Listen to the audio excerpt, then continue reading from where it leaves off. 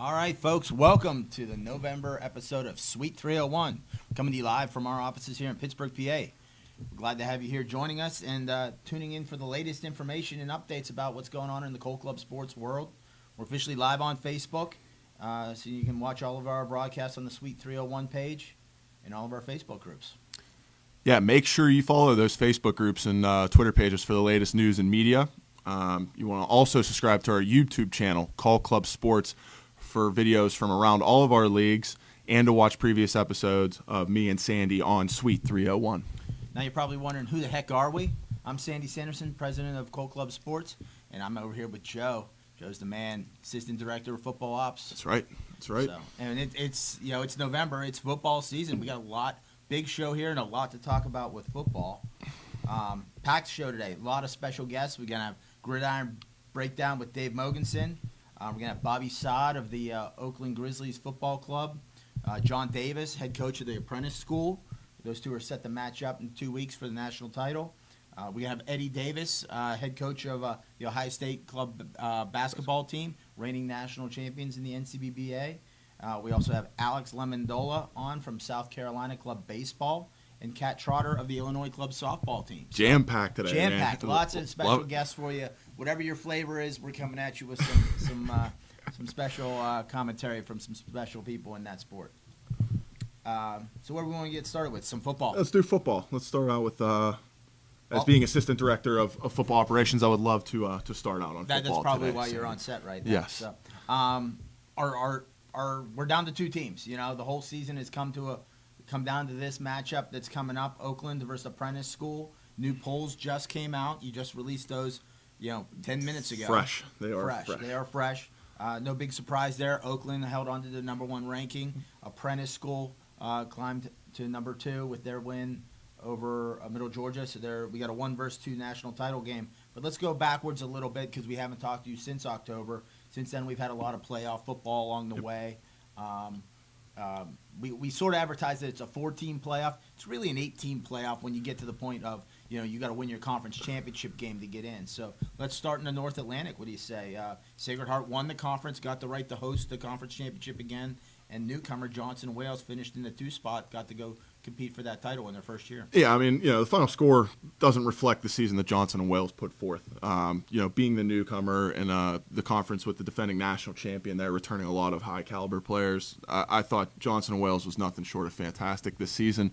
But, Sacred Heart did take care of business. They're proving themselves over and over again why they are the defending national champion.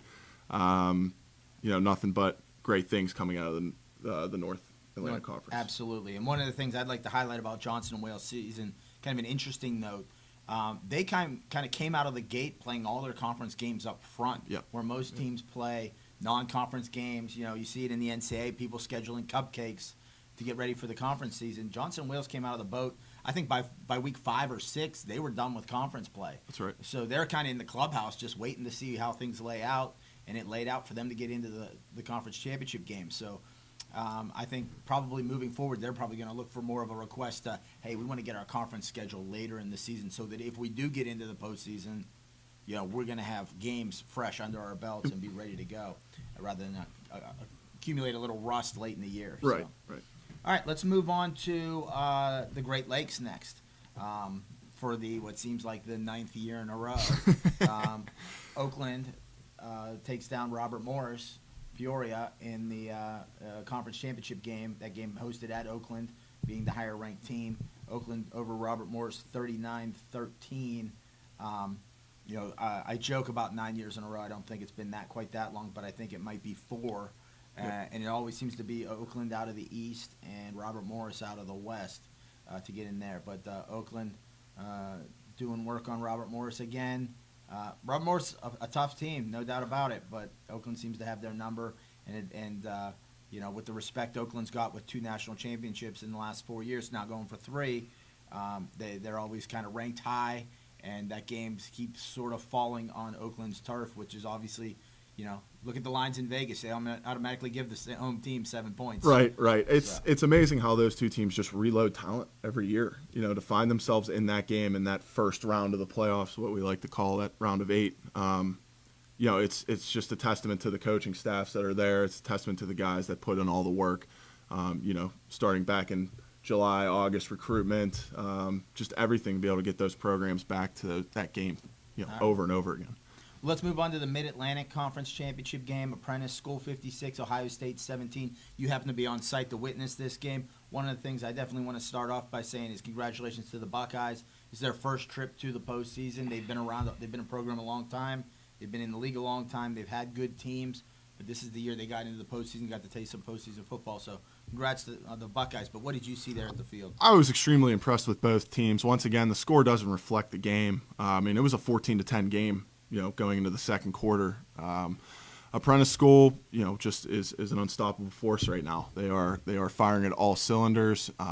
Ohio State had a lot of guys out, a lot of guys that couldn't make the trip. Some very important keys to their team that were injured. And it just came down to the second half performance. Very impressive offenses on both sides. Can't talk higher on both teams offensively, and the level of class at Ohio State portrayed during that game was very, very impressive as well. It was a great game to be at. It was at Pitt Sports Dome, great facility, unique facility. But overall, Apprentice School is firing on all cylinders, man. I mean, they are a tough beat, and clearly they are, making their way to the national championship. Very, very impressive offensive performance. One of the things you had mentioned to me was one of the big differences between those two schools, besides roster numbers and bodies Right. there, was Ohio State's guys were playing. A lot of them were playing both ways. Right. Where Apprentice School had an offense, and then they had a different defensive 11. So by the time you get to the second half, fatigue started to wear in. And the score got away. Exactly. I mean, it's tough to catch your breath whenever you're going both ways. I mean, it's like a boxing match at that point. You get 30 seconds in between a round until you're right back out there, and that's exactly what happened. But doesn't take away what Ohio State's done this year. I thought it was a fantastic offensive performance on their end. And I'm looking forward to see what they do in the future. All right, on to the South Atlantic. We had a bit of an upset down there. Our defending runner-ups for the national championship, Fort Lauderdale, goes to Middle Georgia State. Fort Lauderdale got Middle Georgia State's number last year, and Middle Georgia got their revenge over Fort Lauderdale in the South Atlantic Conference title game, 34-12. Do you have any? I mean, it's a surprise, I would say. I think Fort Lauderdale, me personally, was high on my ballot. Throughout the year, I think that they have a ton of talent down there, just fast, just speed kills in football, and it was shocking to see Middle Georgia State, beat them by more than 2 touchdowns, basically. I was very impressed to see Middle Georgia State put up that number, that 34. But they're once again one of those programs that keeps coming back every year, and they find themselves in the playoffs very, very often. All right. Well, now we move on to what we call the playoff round. First one taking place up in Erie, PA last weekend. I was on hand for that. Sacred Heart versus Oakland. This is a rematch from last year's playoff game in Erie, where Sacred Heart did a number on Oakland, and paved their way to get into Wheeling and winning their first national championship. Oakland's been a team that has 2 titles already in the trophy case. I don't know if they last year. I don't know if they took Sacred Heart for granted, but they certainly didn't this year. They came out full force right off the bat. Plus, impressive display of offense by Oakland in this game. Stephen O'Connell, wide receiver and D-back for Oakland, 3 impressive touchdown catches in the game. Just one of them laying out for. And he had a big pick in the game as well. So he kind of right back up to form his final year, looking sharp on the ball. Bobby Sod, who we're going to hear from in a little bit, playing both ways now this year, not just at linebacker, but playing on the O as well. But, Sacred Heart, battled. It was a game, there were quite a few turnovers and, interceptions. Not so much on the fumbles, but a few more interceptions. I think you could see that, Sacred Heart, with the loss of their quarterback from last year, they just weren't quite as deep, right, quite as talented as the 17 squad. So, but Oakland 38, Sacred Heart 14. Great game. We had the best weather we've ever had in Erie. But basically no precipitation. Still cold, but great field up there in Erie, and Oakland was able to punch their ticket to Wheeling in their quest for a 3rd title. Heading down south to Charlotte, North Carolina, Apprentice School, the newcomer, the team that you said has been hitting on all cylinders. Versus Middle Georgia State, Apprentice School 43, Middle Georgia 7. What do you know about Surprising. I mean, Middle Georgia State. That once again, a lot of these scores don't signify, the difference between, each team. 43-7 does not signify, Middle Georgia State season whatsoever. It's a complete surprise, but at the same time, I was able to witness Apprentice School's offense. Kind of like a run-pass option system. It's tough to beat, man. It's really tough to beat. They spread the field out wide. They're able to execute. It's a tough team to play against. And with that game was played in Charlotte, North Carolina, I believe. We had Scott Hoffman down there for the game, relaying text messages back and forth. Scott said basically the same thing, that Apprentice School is just clicking on all cylinders. And that victory over Middle Georgia State paves our way for our national title on December 1st in Wheeling, West Virginia, West Liberty University, 3 p.m. Oakland versus the Apprentice School. And I'm excited about it. I mean, Oakland, I would say Oakland was clearly the better team over Sacred Heart, what I saw up there. Apprentice School has made sure to leave no doubt that everybody they've faced, they've been the better team. And I'm excited to see these two teams square off. It's definitely going to be a different type of atmosphere with Oakland, having a number of two-way players. They're deep. They've got a lot of bodies, but some of their stars play both ways, and we'll see how, it puts you in jeopardy. One injury could hurt you on both sides of the ball when you're playing that style, but we'll see how they match up here soon. It'll be, last year's national championship game was an incredible game as well. I think this one will live up to the hype. I could see this being an absolute shootout as well. So. All right. Well, before we get to Dave Mogensen for a gridiron breakdown, what else do we want to talk about league-wise? I mean, we've got the league meeting date has been set and announced. It's Saturday, January 26th. Okay, formal invitations will be coming out shortly. All-American nominations are due. Yep, teams should be submitting those to Dave Mogensen ASAP. We want to get those taken care of. We want to be able to publish those for you guys. So that should be done ASAP. If you haven't submitted players for All-American nominations, you need to do so immediately. Absolutely. And then last but not least, LPAs for next season will be coming out shortly. Yep. And they'll be coming out for teams to get their paperwork in to renew their membership for the 2019 season, as we expect to be growing and getting bigger and moving forward and getting, we're at Thanksgiving. We're 48 hours from Thanksgiving, and then you blink twice and Christmas is here. And then it's January, and the league meeting's at the end of January, and we try to release schedules by the end of February. So, don't be standing on the sidelines without your paperwork in and left out of the 2019 season. So, without further ado, you ready for Dave Mogensen? I've been waiting all day. I'm ready for this. All right. Gridiron Breakdown with Mogs coming at you in 3, 2, 1 and a half and a quarter. There it is. There it is. All right, Dave Mogensen, how you doing? What's happening, gentlemen? How's it going? We're doing great. Doing good, Mogs. Doing great. Gridiron Breakdown with Mogs. Can't start without our guest speaker, Dave Mogensen. First of all, congratulations on the new arrival. Yes, the baby's here, so you know how that goes. Not a lot of sleep, a lot of changing of diapers. Yeah. It's been great. Yeah. Every time we get out of diapers, my wife tries to talk me into a new kid. So I'm battling her on that, and he's going to be mad at me for mentioning this in public. So That's right. Let's move on to a new topic. We're certainly Dave Mogensen just had a child and is going to be unable. He's been the great color commentator for alongside Ryan Norris for years at the bowl game. Unfortunately, we're not going to have his in attendance this year, but we'll get you back for 2019 for sure.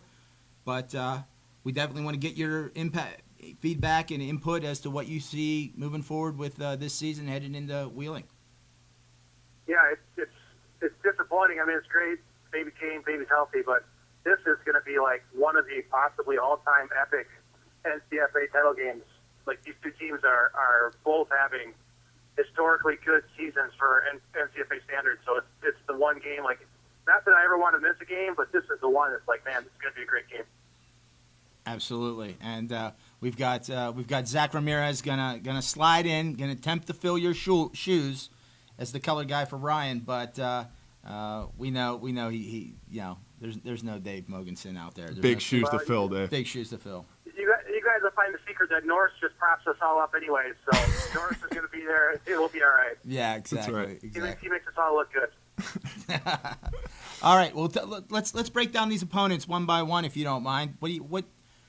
Oakland? What do you got on Oakland for this year? What are your thoughts? Oh, Oakland this year. Let's start off with what Oakland's been, right, for their whole history in the NCFA.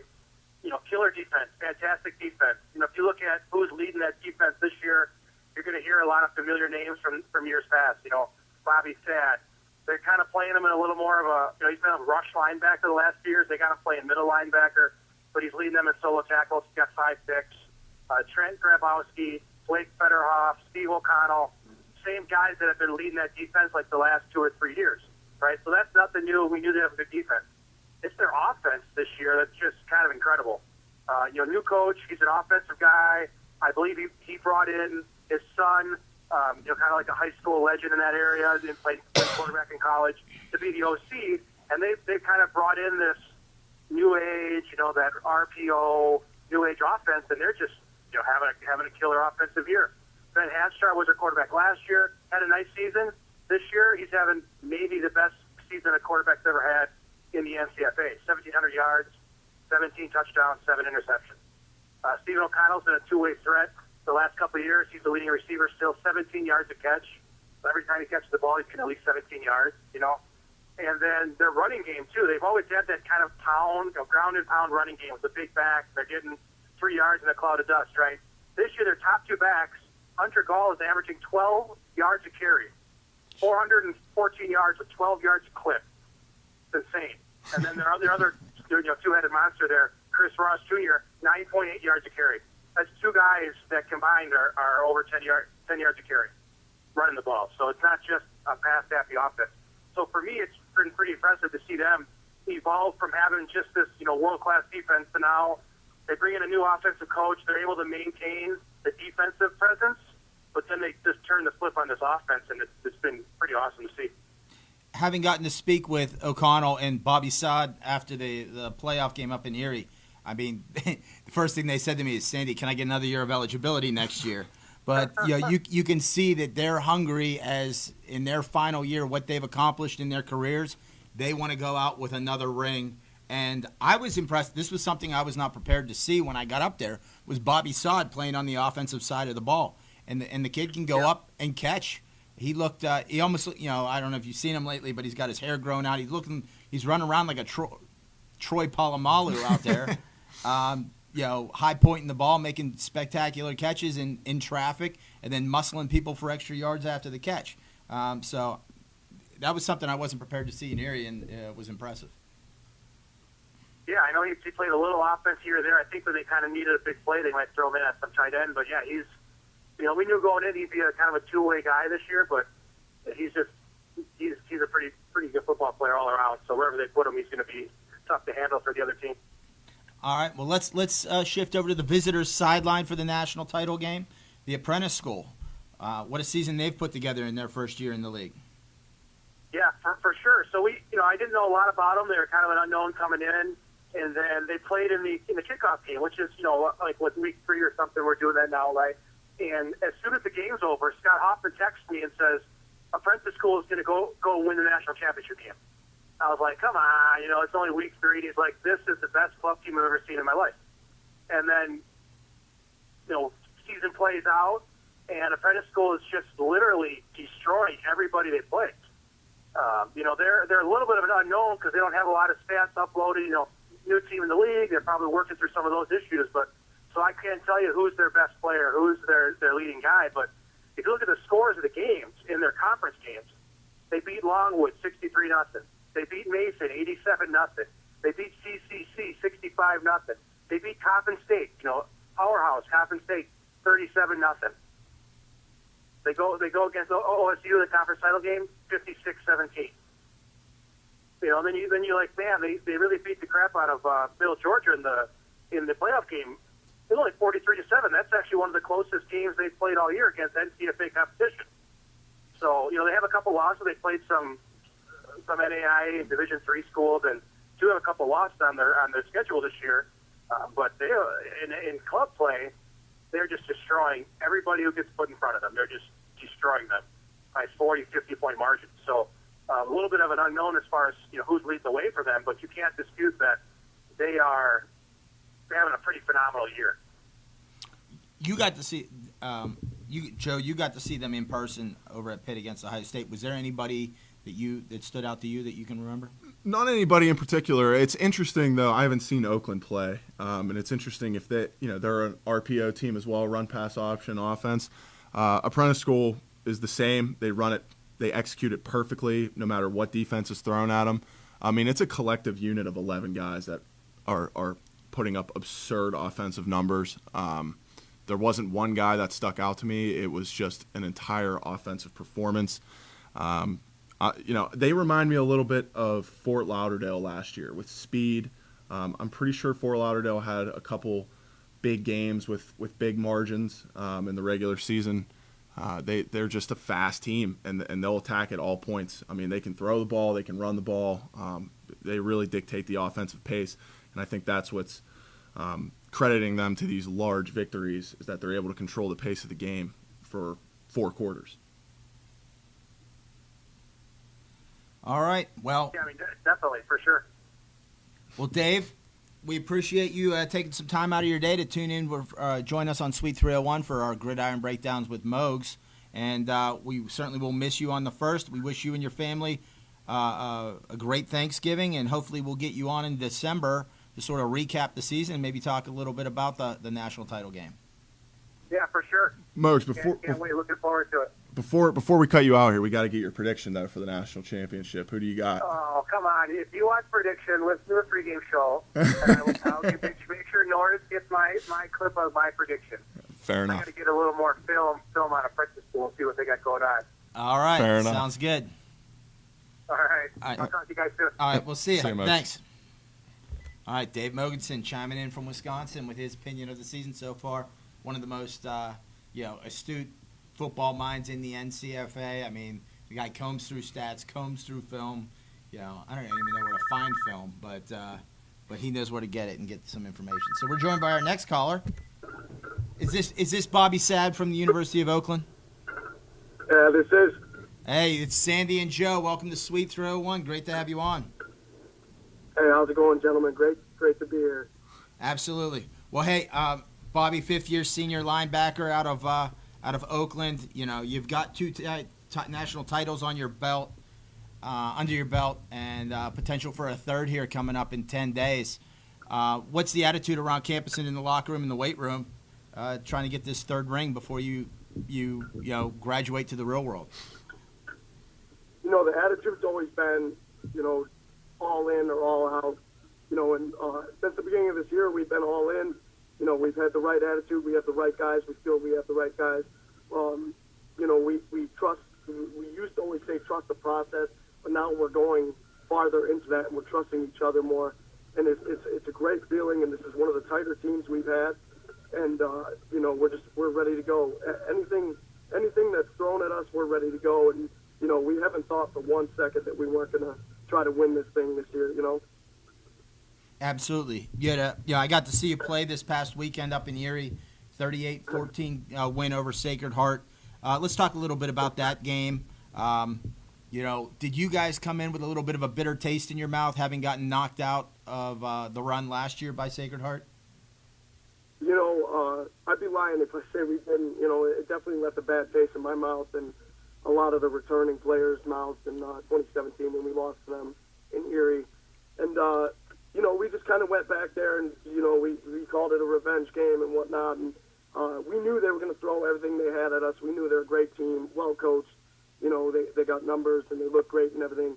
But we knew that if we went out there and we tried to out-tough them and out-prepare them, there was no way we weren't going to come out with the victory. And I think we came out strong in that. And, the opening kickoff, Caleb Potts took the opening kickoff for a nice little return, set us up for a nice little drive.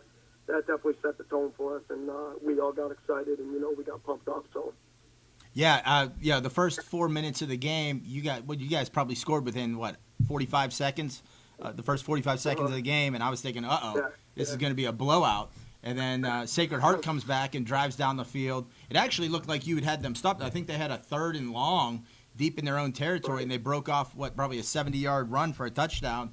The boom, right there, 7-7, and we're only 2 minutes into the game. I'm thinking, all right, we're looking at an 80-80 game here. But then, things seemed to settle down, and it got, more of a trenches game, hard-hitting. What were your keys to the game, in your opinion, for you guys to come out on top? Well, what I wanted to do personally was kind of manage expectations right away after the first touchdown. We knew that it was going to be a fight. We knew it was going to be a battle. We weren't just going to come in there and blow them out. Like I said, they're a great team, well coached, and we were very humbled to be in this position. And the thing was, when we got up early, we knew that we needed to keep the gas going. We needed to keep the foot on the gas and keep pumping and keep fighting and keep scraping for those extra yards. And I feel like that's what we did for the most part. It was, like you said earlier on the show, the weather was a little better, than years past. I know we've been out there in some sleet and hail and rain and stuff. But for the most part, everybody was ready. Sacred Heart didn't seem very fazed by the weather either. And, it was just a hard-fought game. The score definitely doesn't dictate, what type of game it really was.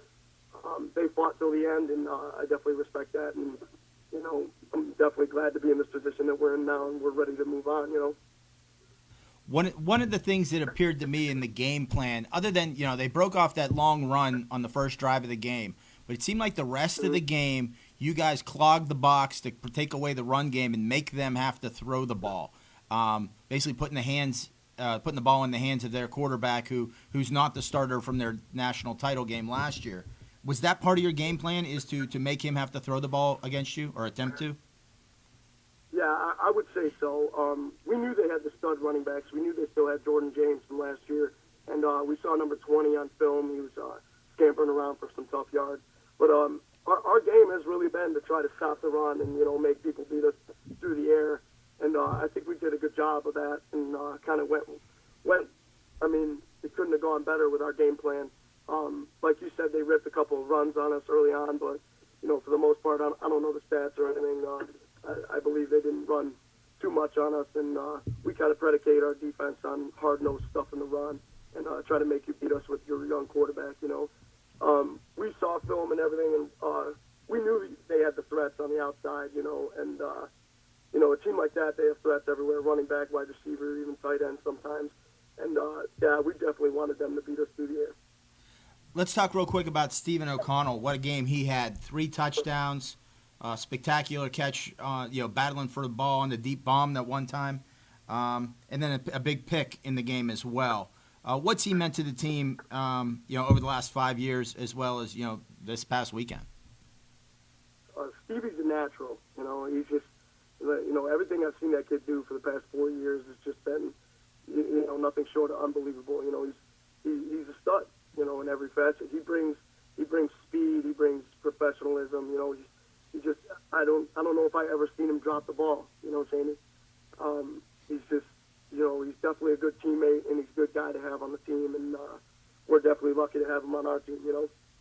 Absolutely.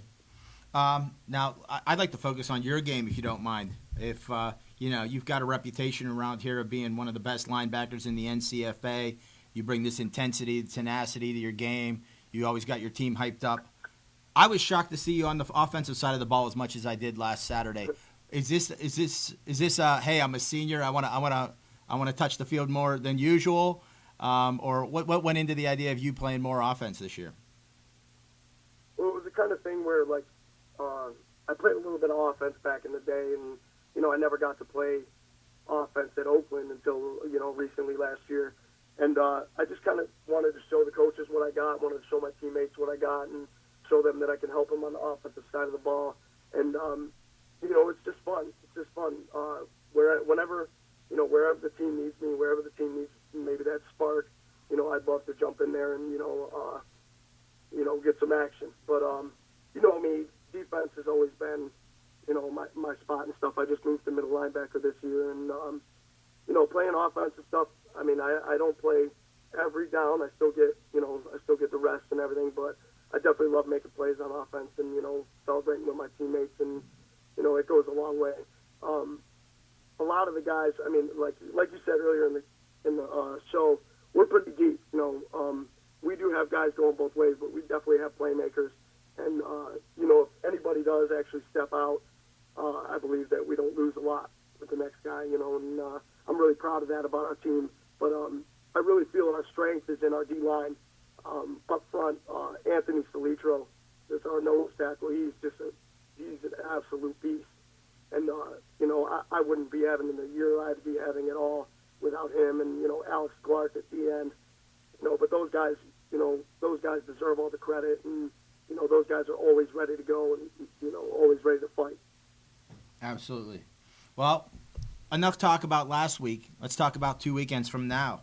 How are things shaping up for you guys as you prepare for apprentice school in the national title game?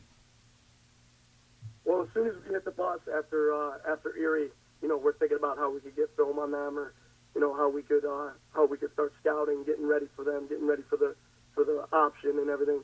And you got guys like Anthony and I and Big Ben Hightower. We wanted to play the game this week. We're excited. We're pumped up. A couple of guys like you said, Stephen O'Connell and myself. This is our last game. The national championship is going to be our last game, and we're going to do everything we can to be best prepared and definitely not take them lightly, because this school, this team, this apprentice, they're a well-oiled machine. But we're gonna do our best to get in there and try to rattle their cage a little bit. All right. Well, Bobby, we appreciate the time you took out of your day to join us on the show. Have a great Thanksgiving, and we'll see you in about 10 days down in West Virginia. Hey, thank you so much, Sandy. Happy Thanksgiving, and congrats to Mogs on the baby. All right. Sounds good. All right, see you soon. All right, guys. Thank you so much. Yep. Bye. Bye. All right, that's Bobby Sod of the Oakland Grizzlies. Good input from Bobby. Absolutely. I enjoyed that. Well-spoken Yeah, chap. very much. Yeah. He's fifth-year senior. He's been around. He's been to 2 national title games. He's That's right. been in 5 conference title games. He's seen a lot. Be an interesting factor that plays into the game. A lot of these guys have been there already. They understand the spotlight. All right, our next guest. You leading the charge on this one? No, you got it. You're doing a great job. All right. I think we're joined now by Coach John Davis of the Apprentice School. Coach, how are you doing today? Yes, sir. I'm doing great, Sandy and Joe. I appreciate you guys having me on. Absolutely. Well, congratulations on a great season thus far. I mean, we never know what we're going to get when we get a new team in the league, and it looks like what we've gotten out of the Apprentice School is a dominant program that's on a quest to try to lift the cup up. Absolutely. It's been a great journey for us. It's been exactly what we needed, and we were just appreciative of having an opportunity to play for a championship. So, talk to us about your run this season. Going back to, I guess your first game was Robert Morris Peoria up here in Pittsburgh in the Dome. Your first game in the league. How did the team get involved for that game? Like, were they nervous about what this was going to be like? Were they come in with full confidence? Did they know what they were getting into when they stepped foot on that for that first club football game? Absolutely not. I think everything was uncharted territory. For our guys, it was one of those things that, at that point, we hadn't seen Robert Morris Peoria on tape at all, so it was a situation where we knew they were a strong program in the NCFA, and we knew that it was going to be different for us, and we were kind of the new kids on the block. And I just told our guys that regardless of how it went, we wanted to make sure we were all gas pedal, and that's kind of just what we teach in our program. We want to make sure that we continue to just gas pedal, play as hard as we can for as long as we can, regardless of the score. So we felt like they were a really good football team. They were really well organized. We had a lot of success, and I think they had a tough time stopping us on the ground. And I think that's kind of been what's taken us over the top so far this year. Just being able to really move the football on the ground has been kind of our calling card this year. You got a specific horse back there that's you've been leaning on to carry that ball? Well, we've had 3 guys this year right now that have went over 700 yards this year. One of them is a freshman, Trevon Hatch. He had one of his most productive NCFA games versus Peoria, where he scored 4 touchdowns. So, he was he's been really good for us. And then we have senior Brandon Jones, who he's averaging about 7.5 per carry, and he's got 7 touchdowns. And then we have a sophomore who is also Fred Heinrich, who had 700 yards, and he had about 8 touchdowns this season. So it's been, one of those things where we've been running back by committee, so it's difficult to prepare for us because each one of those guys brings something different to the table. So, Fred he's big, but he's more of a speed burn type of guy, and then Brandon is short, and, he can take it the distance. He's had long runs of 80 and 81 yards this year. And then Trevon is just a physical presence at, 215 pounds, and he just pounds you. So you got to get prepared for all 3 of those phases, and we break them out at different times during the game. There you go. Throw the defense off with a little change of pace there. Joe's a pitcher. Absolutely. He knows all about changing speeds on him. That's right. Well, okay. So there's our running back by committee. Let's talk about your conference play. As I understand it, you guys did not give up a point in the entire Mid-Atlantic Conference until the conference title game against Ohio State. That's got to be a testament to some awesome defense. Take me through your defensive side of the ball. Who's looking good over there? Well, what we do up front and kind of how we do our run fits, you got to be ready to deal with, multiple pressures, multiple fronts, and we run really well. We got a bunch of guys that run really well. But I think the bright spot for us on the defense this year has been Isaiah Washington. I mean, he has just been all over the field. He's got 3 defensive touchdowns this year, and he leads us in tackles for loss. After this week, he's at 18.5 as a linebacker, and he just, he completely controlled our last game against Middle Georgia. He's a sophomore. He's just coming into his own. He's really playing at a high level. He's peaking at the right time. But I think it all kind of really starts and ends with what we do up front. We have a true freshman at nose named Zurich Scarborough, and he takes on doubles all game. And if you don't block him with a double team, then he just affects your run game. So teams that really want to run the ball, you got to deal with him first. And most teams that we played so far have just not been equipped to, move him out of the middle. So when he's doing what he does and he stays clean, then our Mike linebacker, Kareem Wilson, he's about as good as we've seen since I've been here. And he's just, he cleans up and he makes all those plays for us. So it keeps us really clean. And because of that, the pressure, and because of what we do in the front seven, we don't have to cover long in the back end. So our corners just got to, 1,000, 2, 1,003 balls either coming or it's a sack. So that's been our philosophy this year. We just run after people, get after people, and just try to create some excitement over there. Now, Coach, I have not gotten to see you play yet. Talk to me about your special teams. I'm curious to hear, do you have a solid kicking game? What do you have in the special teams department? Well, fortunately, this past Saturday, when we played Middle Georgia, their points, they came off of a kick return, straight up the middle. So we've been experimenting in our kicking game. We have a true freshman at both our kicker and our punter spot. John Howell's been punting for us, and anybody who coaches football know when you got freshmen kicking the football, you never know where the hell that ball's gonna go. Excuse my language. You just don't know where the ball's gonna go. So, we're working on that every week. We haven't been able to make a field goal in the game. We actually missed a field goal in the last seconds of our game versus Southern Virginia University that would have got us the win. So we ended up losing that game 22-21. So, we've been working on it all year, and we hope that when we need to make that big field goal Saturday to win the national championship, hopefully he'll be there and ready for us. All right, Coach. Well, take it. You got anything else for Coach there? Yeah, Coach. I mean, just from listening to you talk about the team, I mean, youth is in full effect at Apprentice School. A lot of these guys, true freshmen, sophomores. Talk a little bit about the senior class that's there right now and how they've impacted the team and your season thus far.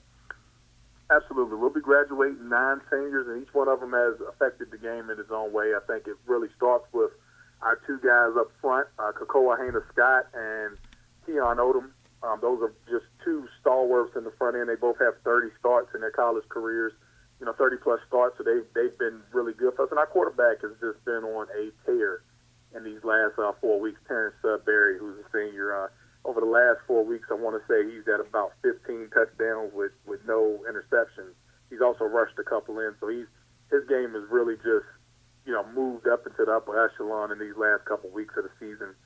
And then our receiving core is chock full of receivers. Bryce Scott, Lou Picola, and Ethan Bryce had a big one-handed third down catch against Middle Georgia to keep a drive going that ended up leading to a score to kind of break the game open. So then on defense, we really only have two. We got two seniors, defensive end Chris Smith, who, leads our team in sacks this year with 6. And, he's been a 4-year starter and, really cool human interest story. He just actually he had twins in September, and he made the decision to continue with the team. Hasn't missed a practice, hasn't missed a day. I mean, he just works hard, and he understands, what it takes to play at a high level of success. And then we got one senior corner, number 2, Sean Way, who, has come up really big here in the playoffs these last 2 weeks and helping us get some things figured out and getting some offensive stymies. And they've just, really produced some leadership, and, they really want that championship. They want it bad, and I really want it for them. Now, Coach, every football coach worth his salt embraces competition. You've gotten a piece of it every step of the way this year. You've gotten through Coppin State in their conference champion or in conference play. They're one of our most storied programs. You got Middle Georgia State in the playoffs last weekend, one of our most storied programs, and now you're going to go up against Oakland, who probably is our most storied program, especially as of late, having won 2 titles in the last 4 years. What's that mean to you that you're going to get to see the best of the best under the spotlight? Well, I think we want to put ourselves in that same light. We want people to regard us in that same way, and I think Ric Flair said, if you want to be the best, you got to beat the best. So if that's the best team that we got to go out there and play, then I can't wait for us to strap it on at 3:00 next Saturday on the 1st, and we'll let the best football team win. I think it's going to be a really physical affair. It's going to be a game that people are going to really want to watch, and I think both teams are going to be ready to go. That's the third Ric Flair reference since the NCBA D2 World Series. That's right, including one this past Saturday up in Erie. So, big fans of Ric Flair. Flair's just getting quarters put in his bank account every time someone drops his name. So, all right. I was about to say, I think we got to give Ric Flair to sponsor you guys' show then. I think that's the next call you got to make. Maybe. All right, Coach. Well, hey, you and your boys have a great Thanksgiving, and we'll see you in about 10 days down in Wheeling. Absolutely. Thank you, guys. Have a good one. All right. Thanks, Coach. Sounds good. Thanks, Coach. Bye. All right.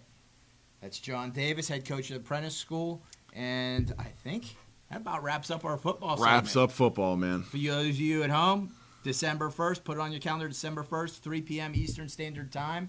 Wheeling, West Virginia, West Liberty University, the number 1 ranked Oakland Grizzlies take on number 2 ranked Apprentice School Builders for all the marbles in the NCFA. We're going to have a live pregame show on the Cold Club Sports Radio Network with Zach Ramirez and the legendary Ryan Norris. I believe that pregame show probably starts 30 minutes before kickoff. Yep. So if you can't make it to Wheeling, if you can, get down there. You're going to have a great spectacle to watch. If you can't, tune into the show on the Sweet 301 or the Cold Club Sports Radio Network on Facebook Live. All right, we're going to take a little break and come back with some NCBA basketball. Fundraiser is the official fundraising platform of Cold Club Sports. Teams have the opportunity to create a free online campaign to begin accepting donations in hopes of reaching their fundraising goals. Please be sure to contact Cold Club Sports for more information on this amazing platform for all of your team's fundraising needs.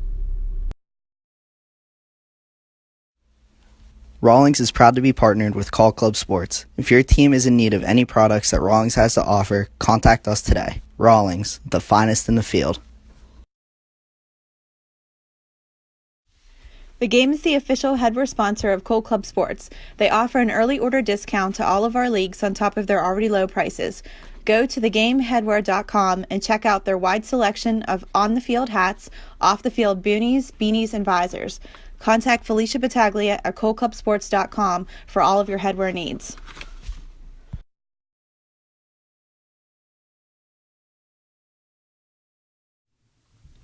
All right, folks, we're back, and we're on to some NCBBA. I think there was too many B's in there. 2 B's. 2 B's. 2 B's, yep. NCBA basketball action. Unfortunately, we don't have Zach Ramirez with us. He is traveling home to California to join his family for Thanksgiving. But you know what? I think we're gonna give you our best effort to fill you in on what's going on in the league. Let's see. We just completed week 3 of the season, so we're on the books. We're on the roll. We've got new power rankings out. New top 20 poll out.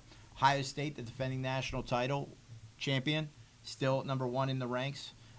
Big moves this past week. It looks like West Virginia climbing 3 spots to number 12 from 15. Towson jumping up to number 14 in the polls, off to an early start. Good program. Made the playoffs in the last couple of years. They're off to a good start. So our top 10, Ohio State 1, Michigan 2, Harvard Classics 3, Arizona State 4, Princeton 5, Syracuse 6, East Carolina 7, Indiana 8. It's basically your Final Four from last year's national title. That's right. Coastal Carolina, the 9th spot, Boston College, and South Carolina tied at 10. So that's your top 10. Of course, that's week 2 top 10. New one will be coming out next week. And we'll probably, I think we've got games next weekend, and that might be the last weekend. Not this weekend, Thanksgiving weekend. I know there's no games scheduled, but the weekend of the 1st and 2nd, I believe there's some more conference games, and then I think we kind of shut down for the winter break, pick it up again at the end of January with the spring portion of the conference schedule. So, but big news thus far in conference play. Yale out of the gate, new team. We expected them to be good. They've kind of been one of those teams that we've heard was good. They've been kind of on the outside looking in. Do we want to get in this league? They've come in. They're off to a 3-0 start already in conference play. Virginia Tech, I saw them off to a 3-0 start in conference play in the Mid-Atlantic South. Who else is off to a big start? Towson at 6-0, Delaware at 3-0 conference play. They're in the same conference. One of the big Bates College, new school, off to 3-0 up in the New England North, as well as UMass Lowell at 3-0. Harvard Classics yet to play a conference game yet. Let's see who else we got noteworthy to talk about. Albany off to a 3-0 start. Binghamton at 2-1 in that's the North Atlantic East, and then Syracuse off to a 3-0 start in the North Atlantic West. St. Bonnie's, Niagara at 2-1. St. Bonnie's at 4-2. You approach these games with the idea, hey, you want to get a sweep. You definitely want to take 2 out of 3. Yep. It's important. Interesting note in the Southern Pacific East, Grand Canyon Purple off to a 2-1 start in the conference. They've garnered some respect in the polls. Where they've gotten some ranking at 27 total points. 27 total points, just outside the top 20. But interesting enough, that's actually Grand Canyon. There's Grand Canyon Purple and Grand Canyon White. According to Zach Ramirez, Grand Canyon White is actually the A team on campus. Oh. So, but they haven't played any conference games yet. So I think the voters have sort of rewarded the Purple team with some respect for taking 2 out of 3 from Arizona State downtown. Cal Poly, team that went to the regionals last year, out of the gate 2-1, taking 2 out of 3 from Stanford.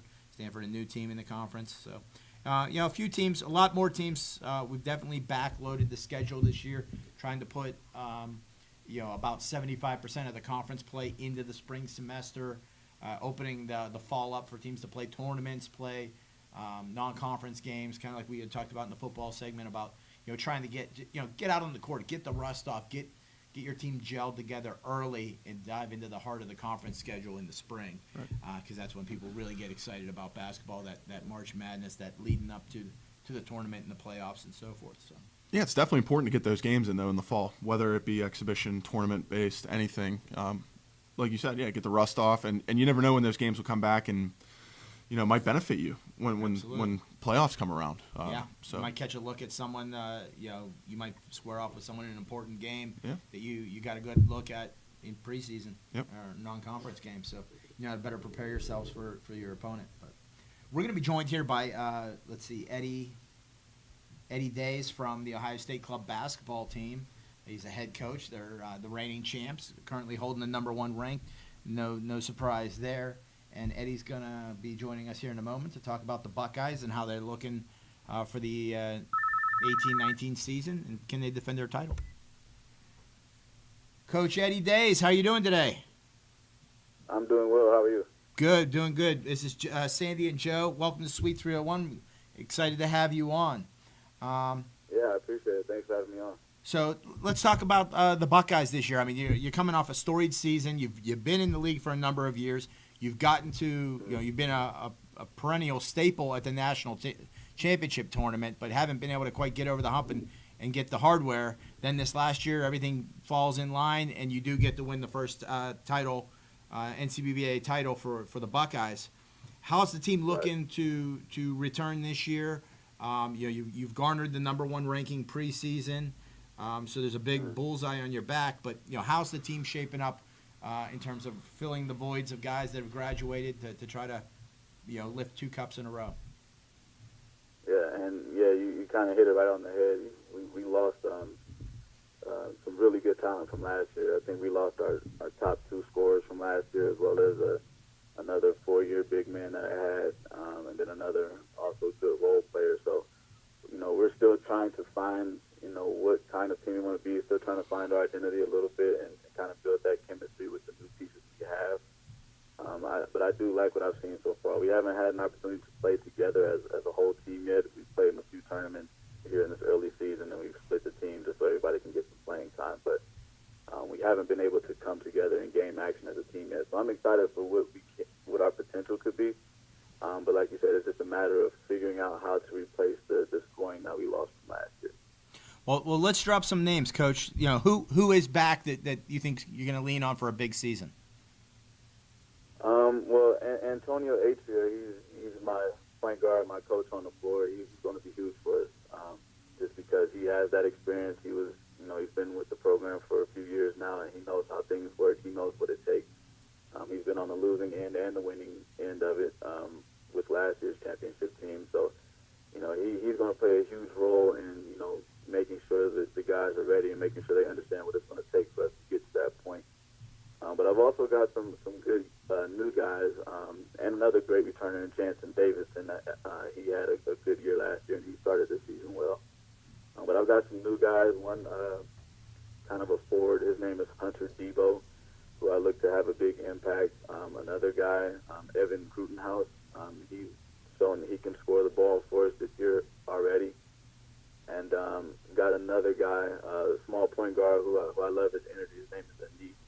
And he brings a great amount of energy off the bench, and he kind of leads our defense as of right now. So we've got some new pieces that I look to kind of fill in here and there.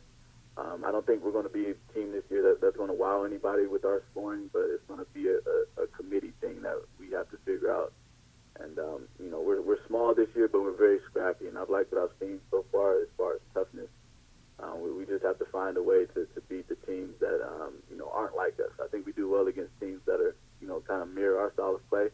But when we run into bigger teams, we want to slow it down a little bit and press. That's kind of where we've been having trouble so far. So just about building that chemistry right now. I think that's the biggest thing. Well, Coach, I'm impressed. You're kind of switching. And it's kind of the beauty of club sports is you don't get to go out and recruit guys that were the molds of the guys that left. You recruit what you can get, and you kind of have to change your game plan, change your strategy, change your approach based on the tools that you have in the toolbox. So best of luck to you as you structure your team to be competitive this year, and there's no doubt you will be. You'll be one of the teams to be reckoned with at the end of the season. Is there anything that you feel like as a staff and as a leadership you've learned from the national championship run that you're going to be able to put into place this year in your team prep to make another deep run this year? Yeah, that's a great question. And actually, from the first year that we joined the NCBVA, I think it was 2015 and 16, and we lost in the national championship game in overtime that year. I think from that point, especially from a staff standpoint, we've kind of saw that each game, in that tournament kind of takes a different identity. And I think that's what we've seen, in the NCBVA, through these last few years. Even when you're playing the same team, 3 games in a row on a weekend, each game still kind of takes a little bit of identity. So what I've been telling the guys for the past couple of years is that, it doesn't matter if we have a great game and we beat a team by 20 or whatever the case may be. That next game we have to kind of forget about the first game, and we kind of have to refocus and kind of reshape our thinking and approach that game with a clean slate. I think that's something that we've kind of been harping on the guys, is kind of have a short memory when it comes to these games and to be prepared for anything. Because the great thing about club basketball, we don't get scouting reports.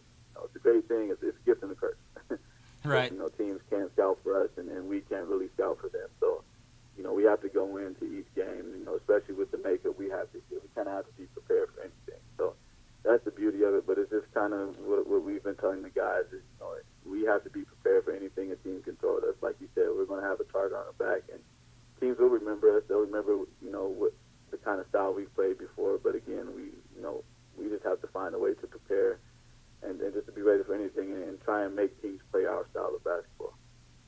All right. Well said, Coach. I like that attitude. And, you're definitely putting thought into this and there's strategy there. And that's why, it takes great leadership to put up big W's, and your program's done that for years. So congratulations to you and your success. Best of luck as you prepare this season, and have a great Thanksgiving. All right. I appreciate it. You do the same. All right. Take care, Coach. All right. Bye. All right. Well, that's Eddie Days, head coach of the reigning national championship Buckeyes, with great insight too. Yeah, phenomenal. It's not everybody realize, and he's very on point. Like, games have different identities. Just because you play the same team, just like in baseball, you get a different starter. Games have different identities. Just because you lose game 1 doesn't mean you can't win games 2 and 3. And it's a great attitude to instill in his players. It's the difference between good teams and great teams, as well as adjusting to your style of play, like with what you have. I mean, that's just being a great coach. So, fantastic. You can't throw a 5'11" guy at center and act like he's 6'8". Of course. So. All right. Well, I think that is it for the basketball segment. I think we're going to go to another commercial break, and then we'll be back with the baseball boys to fill you in on some NCBA updates. Rawlings is proud to be partnered with Call Club Sports. If your team is in need of any products that Rawlings has to offer, contact us today. Rawlings, the finest in the field. The Game is the official headwear sponsor of Cole Club Sports. They offer an early order discount to all of our leagues on top of their already low prices. Go to thegameheadwear.com and check out their wide selection of on-the-field hats, off-the-field boonies, beanies, and visors. Contact Felicia Battaglia at coleclubsports.com for all of your headwear needs.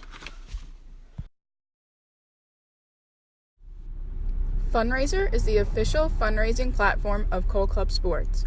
Teams have the opportunity to create a free online campaign to begin accepting donations in hopes of reaching their fundraising goals. Please be sure to contact Cole Club Sports for more information on this amazing platform for all of your team's fundraising needs.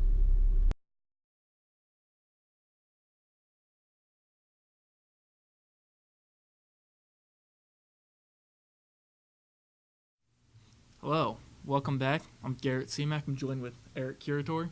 What's going on? So we're here to talk some NCBA baseball. Yeah, we've covered basketball, we've covered football. Now we're gonna get into some baseball. We'll go to the best part. Yeah, we'll talk some softball shortly after. We've got some phone calls on the way. We'll talk to South Carolina.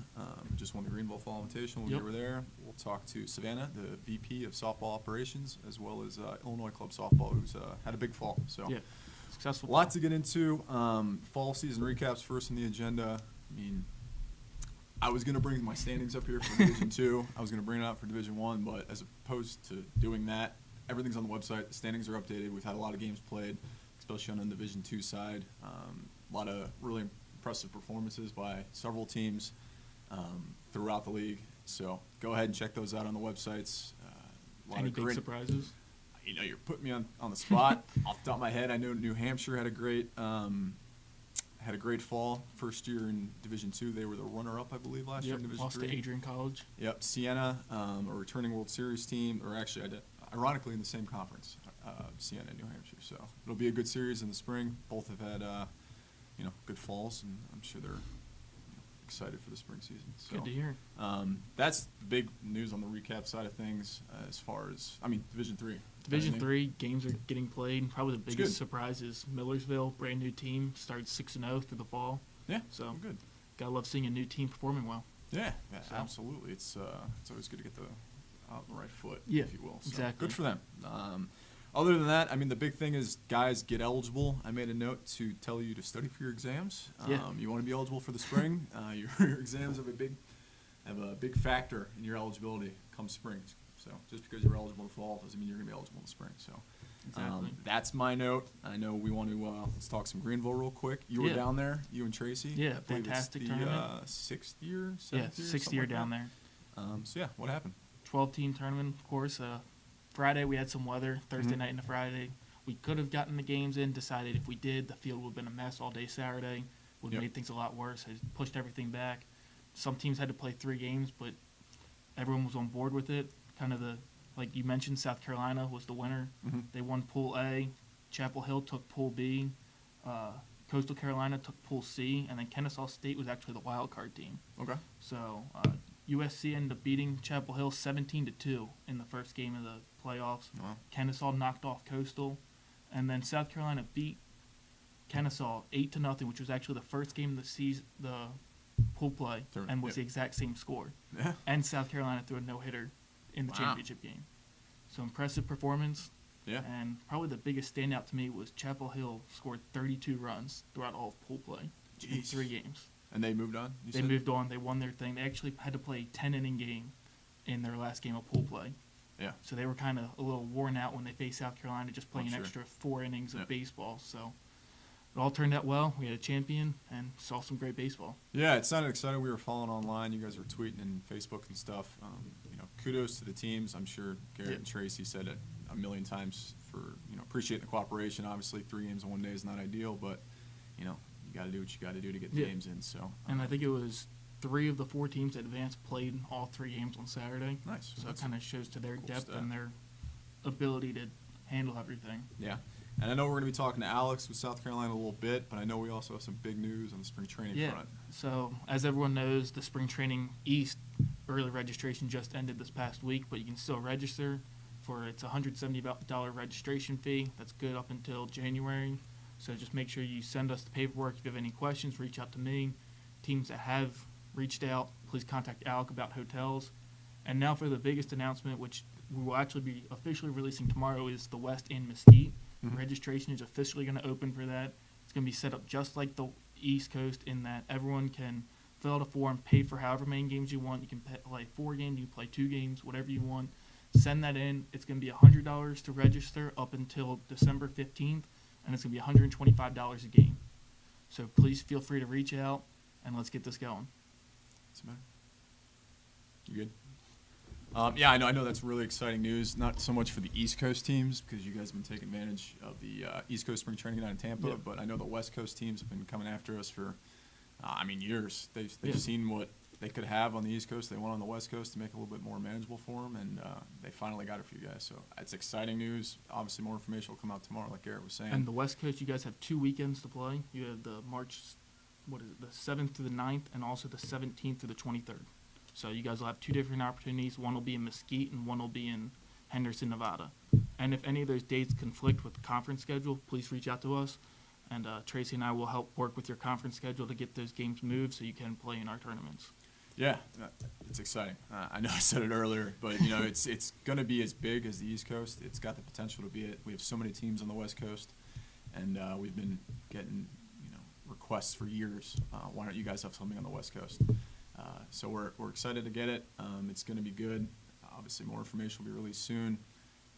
Ask these guys, Garrett, Tracy, the whole staff, about any questions, comments, concerns, whatever. They'll work with you. They'll get you sample budgets. They'll make it work for you, so everybody can be happy. And like I said, it's going to keep growing. So it's going to be good for everybody. Yeah.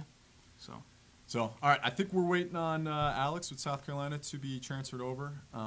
Hopefully we're getting that real quick. But something I did want to shout out real quick is emails. Be on the lookout for after the new year. Obviously nothing really going on right now with NCBA stuff, but as the new year passes, we'll have all the information about eligibility, rosters, preparing you for your games in the spring, first weekend of the regular season's February. So Yeah. it'll be here before you know it. All right. I always mess up which button to hit. It's not too hard. All right. Hey, Alex, how we doing? Hey, is this Jeff Connor? This is Eric and Garrett with the NCBA. Oh, how's it going, guys? How you doing? It's all good. How we doing? Doing well today. I want to start off saying congrats on winning the Greenville Invitational. You guys were very impressive at the event. Thank you very much. I appreciate that. Yeah, so I wasn't there. This is Eric speaking. I know Garrett was down there, and he's a South Carolina alum, so we'll take the bias off real quick for a second.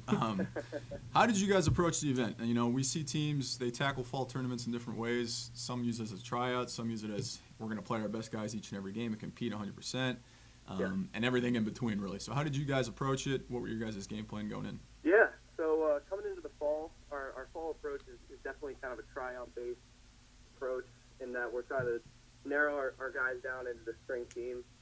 Our approach for the fall tournament, though, was to win for the Springville tournament. You know, we wanted to win games, and we have a very good freshman class, so we put together, you know, a bunch of different good starting lineups, a bunch of good starting pitchers, and we really tried to do everything that we could to come out and win that game, win the tournament eventually. So, yeah, we definitely did have more of a let's go out and win this kind of mindset, but at the same time, we were definitely keeping an eye out on guys in the bench, you know, morality in the bench, seeing how guys are, you know, going to handle adversity, and so we were just trying to get a read on guys in that aspect. Yeah, I mean, that was great to hear. I mean, you guys had pretty much an army out there based on compared to some of the other teams. Yeah. But so my question to you is, you guys lost that second game to William & Mary. What was your mindset going into that third game, knowing that you guys had to win this game, you could only let up a certain amount of runs to be able to secure that playoff spot? How are you guys kind of able to bounce back and make sure you could get that crucial win? Yeah, so I believe we were playing William & Mary in that third game. We needed to win that game. We were definitely a little bit nervous. You know, we had a certain amount of runs that we could let up, and once we let up a few runs, we were getting kind of nervous, playing a little bit on the edge. But, you know, we had a few great plays in the outfield. Our right fielder, Cooper Miles Mallinger, had a great assist to stop a few runs from coming in. So, you know, just the puzzle pieces were coming together that game. You know, we had a great double play to end the game to eventually win and help us secure that spot. So, you know, from a baseball perspective, just in general, I think when you have a team where, you know, everything's coming together, guys on the bench are up, the guys that are kind of in charge of the whole thing, you know, James Konopinski, our president, Chris Bender, Brennan Hertzfeld, Jason Selikoff, Wade Biltoff, Patrick DeMar, all those guys, they're keeping everything in line, you know. So that game, just everything came together, so we were able to come up and win that.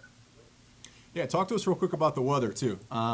Obviously, South Carolina play 3 games? Yeah, they played 3 games. Was that something that, you know, changed your guys' plans, affected you in a good way, a bad way? Obviously, you're going to be playing more baseball in the same day, but do you feel like that was a benefit because of the amount of guys maybe you had? Yeah, I think the amount of guys that we had definitely, you know, enabled us to put out different lineups, and I think also the intimidation factor, you know, just having all those guys on the sideline kind of intimidates the other teams, you know. So I think that definitely helped us. How many guys? How many guys did you guys roll up with? I want to say about 40 guys. Oh, there you go. That's intimidating. So okay. You know, we take a huge roster in the fall, but you know, it all kind of worked out for us. Good. So one thing I noticed, especially in that UNC game, the first game of the playoffs, you guys were very aggressive on the bases. You were running nonstop even when you were up by double digits. Is that something that you guys are trying to stress this year, and especially going into the spring, is kind of the aggressive mindset and kind of put the pressure on the other team? Yeah.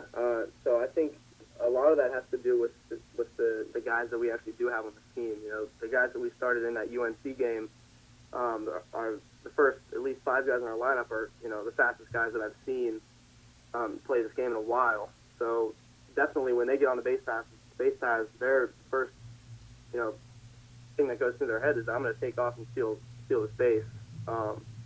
And that's just kind of the mentality that I think we are going to carry into the spring and into future games. Just kind of come up on top, come out swinging, come out running. I think that's going to be a key in our success moving forward.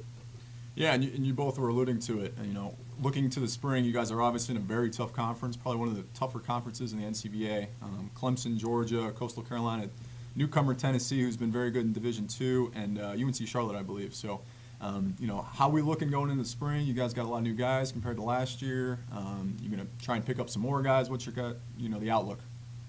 So right now, we're actually finalizing our spring schedule or our spring roster. So we'll have that together in no time.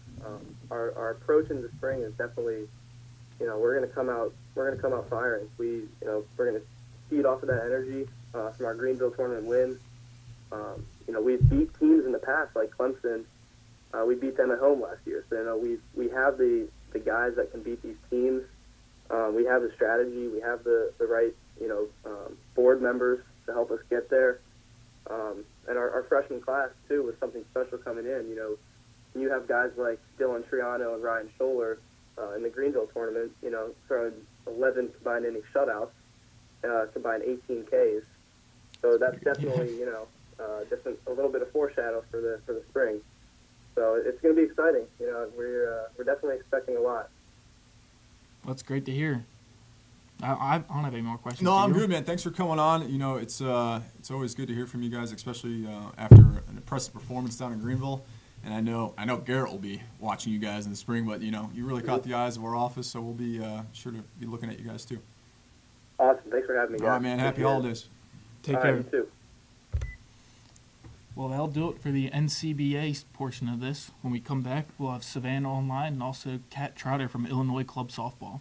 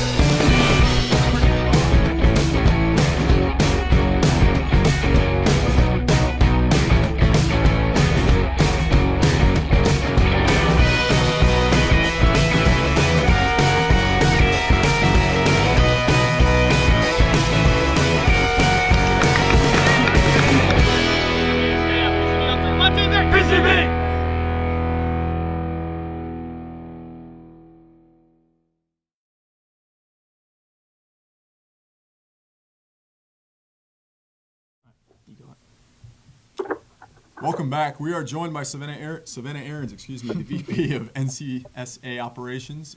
First and foremost, we want to give you a special congratulations. Christmas came early to the Aarons, so congrats to you and Tommy. I hope all is well with the new baby. Yeah, if Christmas includes sleep and not showering for weeks, that's totally Christmas for sure. That's one way to put it. Unfortunately, neither of us can really relate to that, No. so we'll just go with it. But yeah, let's talk some NCSA. What's going on? I know it's the the off season, if you will. So how did the fall season go? What's going on? Yeah, definitely. We just had our final week of conference play this past weekend, so some of those South Atlantic teams wrapping up, trying to take advantage of those last few good days of fall ball, and now we're rolling into Thanksgiving, which is crazy. So, like you said, end of the fall portion of the season, we had a great run, and I know we're going to talk to Kat Trotter with Illinois here in just a little bit. Super excited to see them win the Indy Invitational Tournament, and then in the November top 24 that just came out, they hit number 1. So very indicative of their season and the fall portion so far and how that went. Obviously, the voters are taking notice of a team that steps up like that and plays teams that are not necessarily just in their conference, but top-ranked teams from across the country. So really excited to see that happen for them. And props to Navy as well, who's hanging tight at number 2.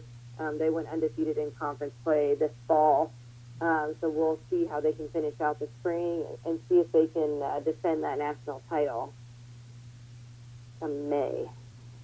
Yeah, and you started to go through our next question here. The top 20 poll just came out. Illinois is at top. They got 6 first-place votes, taking over Naval Academy with 11 first-place votes. Just to round out the top 5, and feel free to touch on any of the teams. James Madison at the 3 spot, Michigan State at the 4 spot, and Grand Valley at the 5 spot. Yeah, definitely. I mean, Michigan State coming in second for that Indy Invitational tournament. Obviously, huge props to the Great Lakes region as a whole. We've got quite a few teams represented from that region in the top 20, but Michigan State definitely making their name known at that tournament and in conference play as well. Another huge jump would be Mizzou coming in at number 8 in the November poll, bumping up from number 20, and I would say that is probably a good portion of that is because they took 2 from Arkansas State in conference play just a few weeks ago. That being Arkansas State's first ever conference losses. Wow. Team. So huge.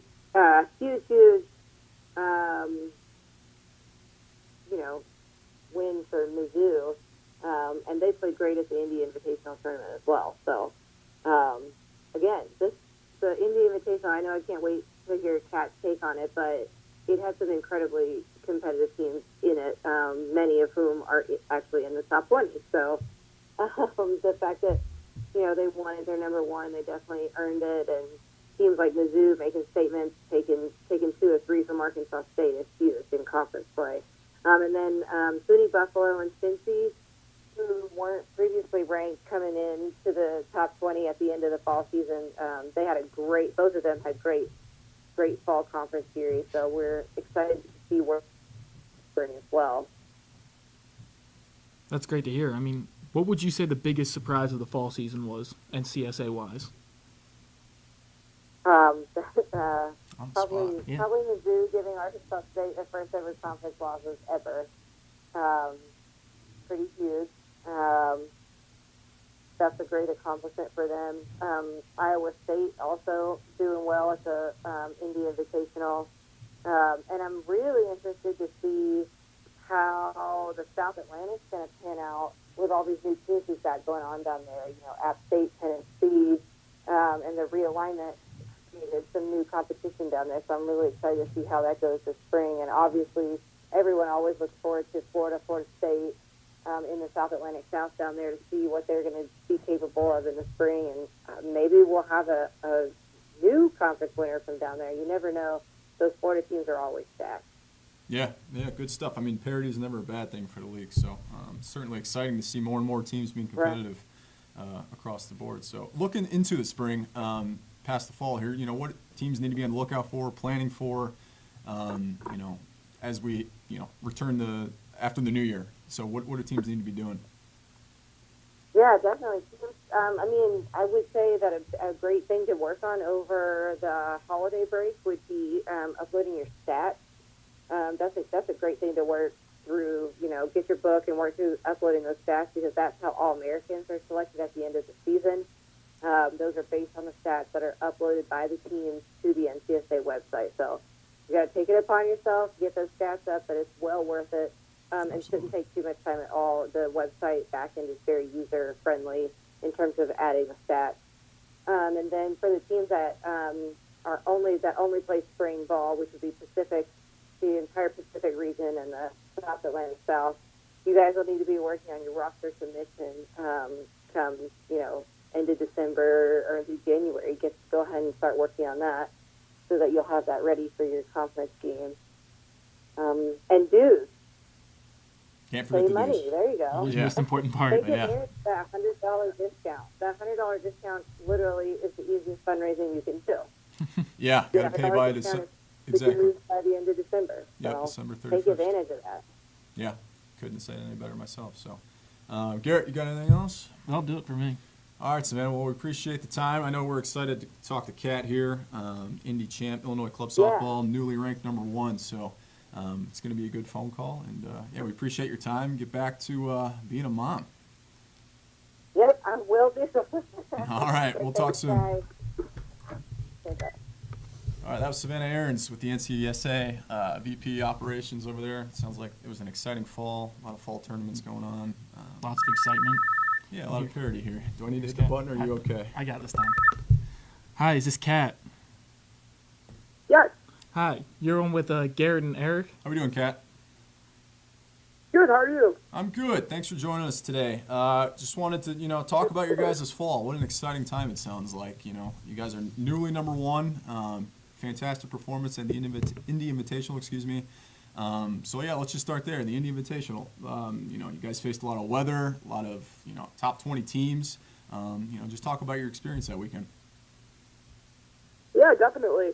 So we drove up to Elkhart Friday night, and we're ready to roll Saturday morning. And as you guys know, we got slammed with rain for about 24 hours, and we actually didn't get any games in on Saturday. I know they crammed a few in where they had time, but we didn't get to play Saturday. So our whole team was pretty pumped and ready to roll all weekend long. So when Sunday finally rolled around and we got to get on the field, it was pretty great, pretty exciting to roll through 4 games with 4 wins. And I think we put up something like 63 runs over 4 games. So it was a pretty offensive day for us, and we were all very excited and happy to be there, happy to be playing.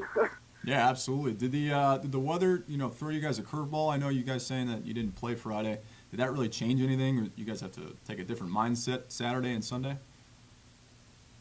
Definitely threw us a curveball. We actually got to warm up Saturday, and as soon as we were going to take the field for our first game, torrential downpour hit. So it was it was a rude awakening for us, but I don't think it kind of threw us off at all. Everyone was eager to get on the field, excitement all weekend long. Our whole team is always ready to roll, which is something we've actually been able to say since I've been a part of the program. Everyone's very eager to get on the field always. So I don't think it threw us off too much. Definitely kind of heightened things for Sunday. We wanted to be there and wanted to keep playing. So when we finally did get on the field, we kind of just exploded. Yeah, and you guys had a lot of tough competition with there being 5 top 20 teams, you included, with Mizzou, Grand Valley State, Michigan State, Iowa State. Was playing with that competition, was that almost added motivation for you all to go out and show that you guys are the number 1 team in the country and really prove it to the other teams how good you really are? Oh, 100%. We love to play good teams. I've been trying to, and actually our whole exec board tries to bulk up our schedule as much as we can. We want we never look for any cupcake games. We want to go out and play the best teams in the country all year long, especially in preparation for tournaments like regionals and nationals. We try and set ourselves up well, starting in the fall and then rolling through the spring as well. So the better teams we get to play, the top 20s, it's always more motivation for us. It's exciting, and no one on our roster is looking for an easy matchup. We're always ready to play whoever we face up against. Yeah, I think it's going pretty well so far. I was looking on the website. You guys are 6-0 in conference play, 13-0, I believe, overall, outscoring your opponents 160-12, which is mind-boggling to say the least. So you guys are definitely, doing pretty well this fall. So now you got the number 1 ranking. Is that a bullseye? Is that something you guys are looking forward to? Is that maybe you like to be the underdog instead? Oh yeah. We actually, this is my 5th year with the program. I'm in grad school now, but we have not had a number 1 ranking in my tenure. So seeing it pop up on Facebook on the NCSA page, and then it all erupted in our team group chat, that was just really a point of pride for, I think, definitely our executive board, but definitely everybody on the team, especially the rookies. I think for a bunch of freshmen to bust out, and they've all played phenomenally all year long, but for them to see a number 1 ranking on their first year on the team is very exciting. Understandable. And you guys were a World Series team last year. How has this fall kind of prepared you guys, and your experience in the World Series last year gotten you ready for what's going to come in the spring and trying to get back to that World Series once again? So we've actually been a World Series team, I think, every year since we've begun our program. So I think this maybe 11 turnouts. So wow. It's always something that's on our forefront. We put it on our calendar at the beginning of the year before we even have tryouts or anything like that, because it's always something that we work towards and strive towards every year. So going through this going through this fall, being 13-0, playing good teams, and just kind of rolling, having our offense explode like it has, I think it gives us all the more push to just kind of roll through nationals as well. It's never something that we take for granted. We work hard every single day, but that is always our number one goal, is to show up in Georgia and play our game. Yeah, and as you were saying, you guys have been to the World Series every year. It's kind of become the standard, to get to the point where to be the World Series champ. Have you guys made any changes along the way? Maybe new girls, somebody that, maybe stepping up big this time in the fall to help? Oh, definitely. Yeah, in the past we haven't taken a roster size quite this big. This year I think we've got 19 active. We've got a few injuries working right now, but having a bigger roster has definitely been a plus for us. Being able to bulk up with a rookie class of 6 and all kids who have been performing offensively and defensively, really having that strong bench gives us kind of a leg up, especially in the fall, but definitely in the spring as well, because you get to put fresh kids out there. And when you've got a bench like we do, and you can put a fresh kid out who is equally as talented as our starters, it really makes us a force to be reckoned with. But definitely our returning class this year, we've got strong pitching. And, as you said, putting up 160 runs in 13 games, our offense has been just an absolute force. So having returners that show up every year and want to be there and keep getting better and keep working hard has been a real asset to the team. Yeah, one more question is, I saw you guys have your big series against Purdue coming up in the spring, which will most likely come down to who wins your conference. Do you guys have a mindset prepared for that on how you want to attack that, or just going to wait and see what happens with it? Definitely. We're actually trying to bulk up our spring schedule now before we even get to the Purdue games, trying to play some indoor games in January if we can squeeze them in. Playing another series against Augustana, which will be a good game to shake the rust out, get outside after I assume we'll get more snow this year. So that always disadvantages us a little bit because we're not down south. We don't get to go outside every day. But we'll work hard all spring. Purdue's an awesome matchup. This is their first year back in our conference, I believe, which is exciting because they're also a Big Ten matchup. They're pretty close. We have good relationships with them. We saw them at Kentucky's tournament last year as well. So it's always good to see them again, and it'll be really exciting for us. I know we'll come out guns blazing. I would love to see a spring season without a loss. We've been rolling now 13-0, and we haven't really run into real issues yet. So hopefully we can roll through Purdue with 3 wins and roll into regionals undefeated. Like the confidence. Yeah, and before we let you go, we just want to congratulate you again on the #1 ranking. Certainly a big deal. You guys have had a fantastic fall, created some great momentum for the spring, and we wish you the best of luck. Thank you, guys. All right, we'll see you soon. Might put up a little quick on her, but that was Kat with Illinois Club Softball. They've had a fantastic fall. Props to them, #1 ranking. I know Tracy and Savannah speak very highly of them. Should be an exciting spring. Yeah, and that'll about do it for the show. Yep. Thanks for tuning in to this episode of Sweet 301. Remember to follow us on all of our social media, on our Facebook and Twitter pages as well. Yeah, next episode, December, 18th, 3:01 Eastern Time here on Facebook Live. Join us then and catch up on everything and anything Cole Club Sports. Remember, it's a game. Have fun.